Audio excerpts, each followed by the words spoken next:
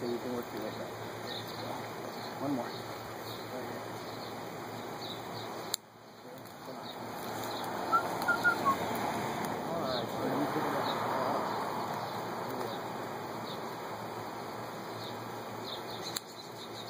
Yeah, well, that's most of it. There's looks like he's been in there a while, huh? Yeah. We had tree trimmers out a couple days ago, so that must have disturbed him. Yeah. All right. Let's see if I can just grab a hold of one and pick it up. Right here. There we go. Well, it did kind of leave some dents, huh? Yeah.